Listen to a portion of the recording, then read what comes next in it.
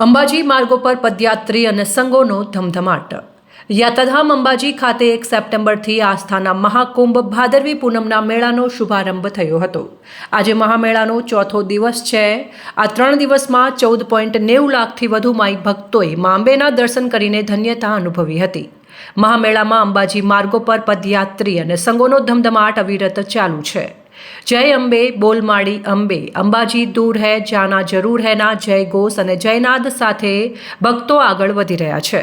મેળાના ચોથા દિવસે માઈ ભક્તોનો અવિરત પ્રવાહ યાત્રાધામ અંબાજી ખાતે મા અંબાના દર્શન માટે ઉમટ્યો છે. દાંતા હળાદના માર્ગો પર મોટી સંખ્યામાં પદયાત્રીઓ અને સંઘમાં આવતા માઈ ભક્તોનો ઘસારો જોઈ શકાય છે. અબાલ વૃદ્ધ સૌ કોઈ મા અંબાના દર્શનની ઝંખના સાથે અંબાજી તરફ આગળ વધી રહ્યા છે. શક્તિ, ભક્તિ અને શ્રદ્ધા સાથે અવિરત આવી રહેલા માઈ ભક્તોના સંગોથી અંબાજી તરફના માર્ગો ધમધમી ઉઠ્યા છે. જય અંબેના જયનાદથી અરવલ્લીની ગિરિમાળાઓ ગુંજી રહી છે.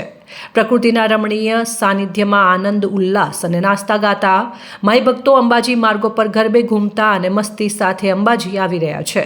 પ્રકૃતિના સાનિધ્યમાં અને અરવલ્લીની ગિરિમાળાઓમાં ભરાતા અંબાજીના મેળામાં દરેક શ્રદ્ધાળુ પોતપોતાની અલગ અલગ શ્રદ્ધા અને આસ્થા સાથે આવે છે.